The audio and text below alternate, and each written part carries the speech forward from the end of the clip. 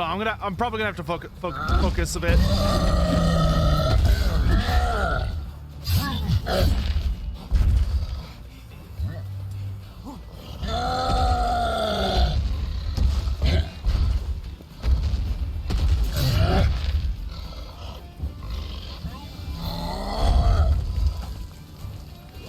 This guy's a little big.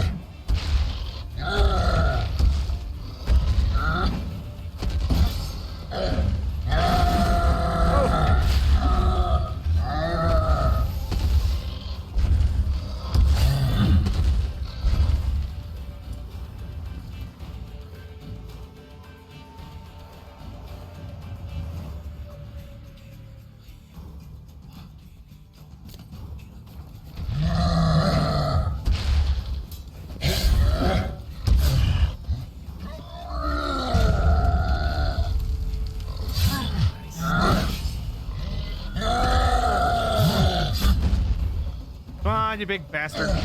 Oh. All right, he definitely came on that. Ah, get up. That was interesting. All right.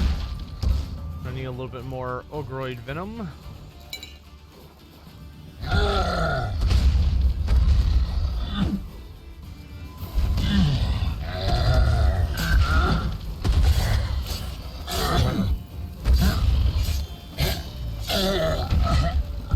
Okay. Whew. That was a big boy right there. As I was saying, before I had to deal with that, Malagor the Dark Omen, for instance, is based on our world's interpretation. What a lot of like early Christianity associated with like satanic power or ritual or iconography. So, you know, he's the I don't know if you're aware of the concept or the mythology in like Christian myth of like Black Phillip, but this kind of idea that, you know, goats have this especially goats or black feathered birds like crows and ravens, you know, they represent like misfortune or evil and all this other very malicious, you know, bad, all these terrible things. Malagor is kind of the ultimate expression of that, you know, in that he is literally the concept of the phrase "something wicked this way comes," and he's this incredibly intelligent Medallion's humming. Ooh! Place of power. It's gotta be. I love places of power. Man, I haven't found one of these in a long ass time. Hot damn. Not only do I get mastercrafted armor now, but I also got a new ability point. Well, aren't I just the luckiest girl? Ow.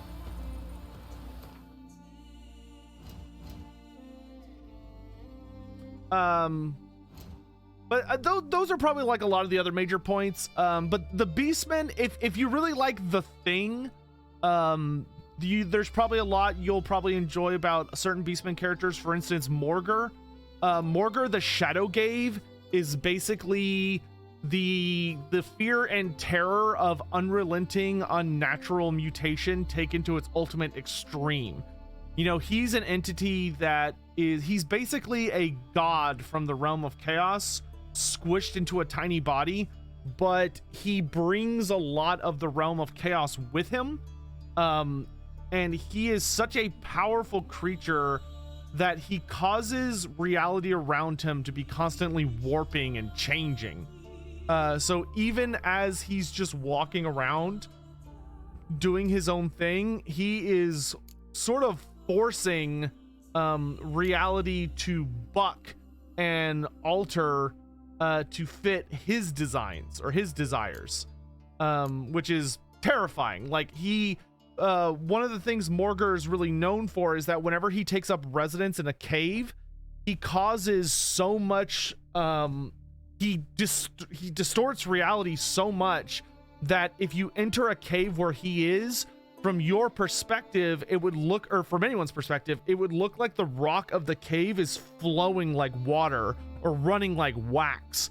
And the reason it's doing that is because his power of mutation is so powerful that he's just like causing the very rock around him to just continuously shift and alter, which is terrifying. And like he'll do that to your brain and to your body. Like just getting near Morgar causes your mind to be confronted with something it's not prepared for, and your sanity starts basically it's like putting your sanity at making your sanity into like a pile, a very carefully sculpted pile of Play-Doh, and then handing it to a creature that just starts like smashing it and rending it into all these new shapes.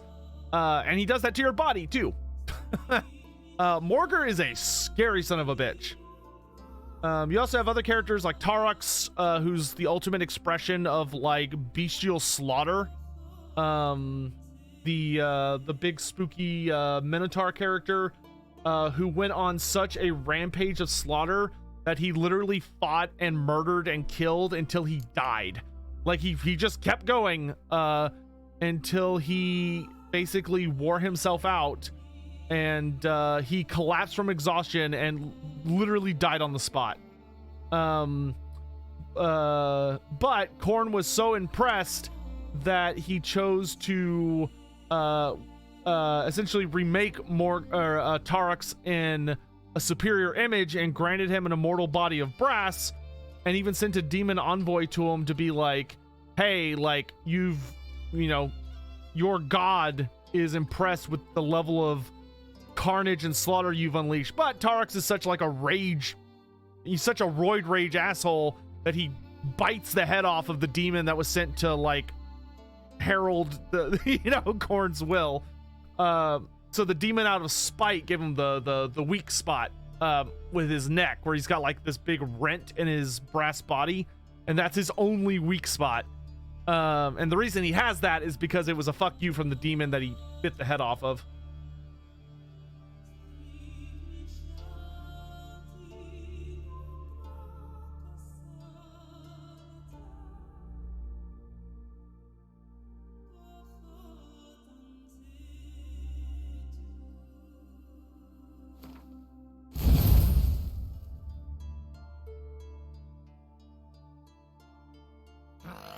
Another wretched foul-lizard thing joins the red host.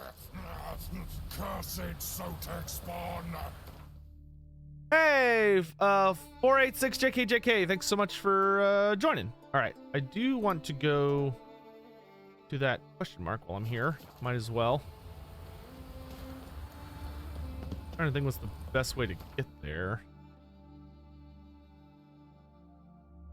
You know what? It's gonna be best to go back down the road. Hey, get away from my horse!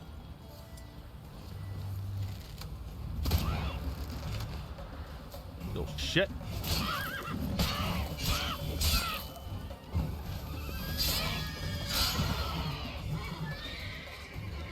You're fine, Roach. Chill. Let's go.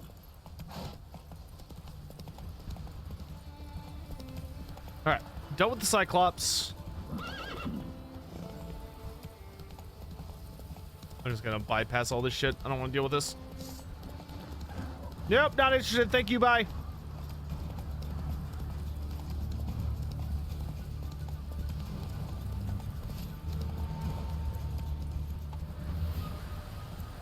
Yeah, Beastmen are kind of the ultimate race for people that really love to play like a true chaos race, in the sense that they cause chaos and they desire it. Like, Beastmen despise humans, and they want to return the world to what's known as the Age of the Beast. And the Age of the Beast is basically a time where everything in the universe, there's no such thing as civilization. They want to wipe out civilization in its entirety, because the Beastmen find civilization to basically be a disruption of what they once had, where they were kind of the most powerful and powerful and you know, they were on top back in the days when men were hunted like prey in the forest and feared the beastmen, and the beastmen ruled over all, and everything was just a wild tangled wood, and the powers of chaos were triumphant, and it was just a never-ending party of slaughter and decadence and despair and all that stuff. The beastmen do not, their biggest thing is they hate civilization. There is literally nothing that they hate more. And they hate all forms of civilization, and they hate everyone that brings civilization. Whether that's the war, like even like the warriors of chaos, the beastmen completely hate and despise them. Because as far as not only are the beastmen jealous of them, because the warriors of chaos tend to be doted on much more than the rest of the dark powers. What the hell? What is that? Hello? Oh, drones.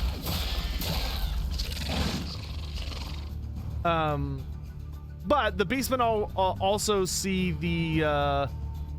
even though the warriors of chaos are certainly not a traditional form of civilization, you know, they still tend to build fortresses, and they still like utilize they still utilize like war machines and armor, and you know, they try and tame animals to use as mounts and all this other stuff.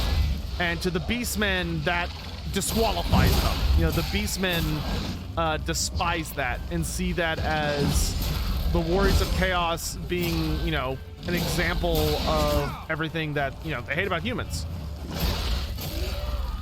Aren't the beastmen just wrong though? What do you mean by wrong?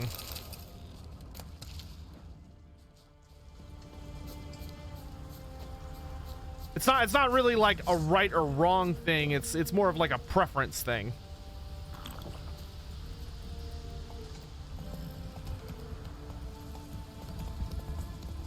The beastmen have a very specific way of looking at the world, and they want to see the world return to the way they remember it, which is not the original form of the world. Because you have to understand that the beastmen don't see the beastmen do not recognize like the civilization of the old ones as coming before them, because they don't remember that time. That's not something they care about or think about. To them, all they think about is the thing they truly think about is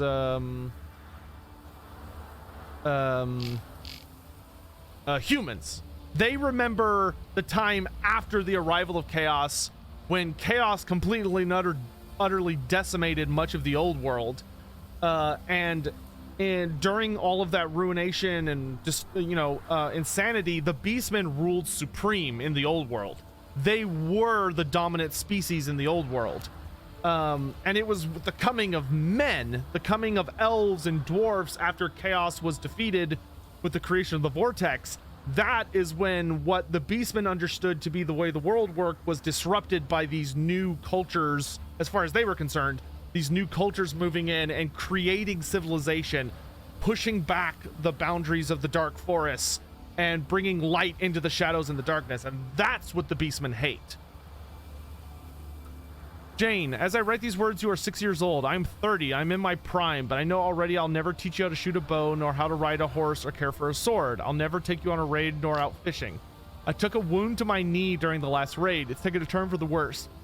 It shouldn't have taken more than a few days to heal over, but something's got in my blood. Wounds full of pus, stinks. I'm losing feeling. The druids say it's beyond their help, and I'll bleed to death if they cut off my leg. So I'm preparing for death. You're in for some tough years, lad. Our family's got a great many enemies. I've defended you against them, but now you'll be on your own. Perhaps someone will help you, and perhaps not. That's why I've had part of our goods hidden in old Ula's house under the floorboards. That way, no one can take it from you. No one can steal it, and you can dig it up once you're all grown. I've asked your mother to give you this letter when you start your 18th spring. You take that, Silver Sun, buy yourself a fine blade, some armor, a horse, raid the continent, exact revenge on the men who did you wrong after my death. Make me proud. I never told you this, but I've always felt it. I love you, Jane. I hope one day we'll meet in the halls of Freya's eternal green garden. And you'll tell me about your life, the life I was not able to see. You have my blessings, my son. Well, that's really sad. That was a really sad story. And so looks like his son got the letter, came here to get the spoils his father buried for him, and then died. Somebody killed him. Well, that's a huge bummer. Oh. I mean, his dad was like kind of a, you know, he was a raider, which not exactly the most noble of careers, I'll say, but at the same time, like, cared for his kid.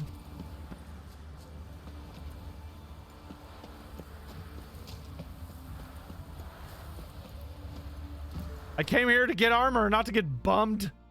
Oh wait, it's here.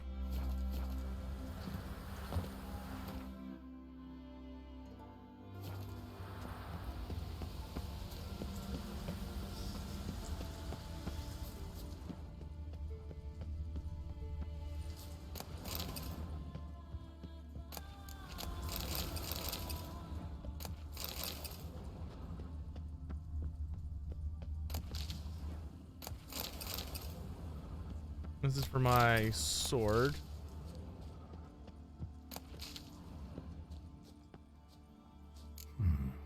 Might want to look around some.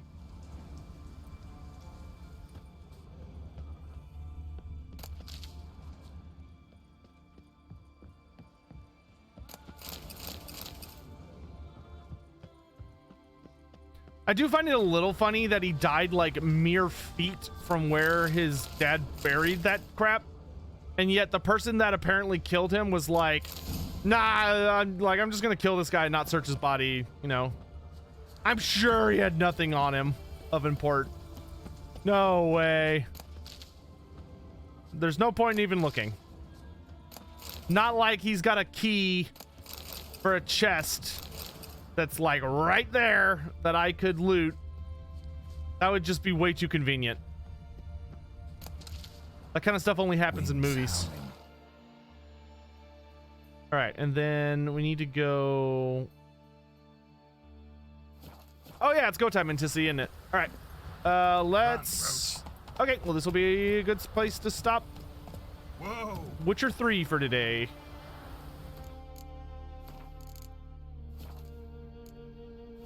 All right, great.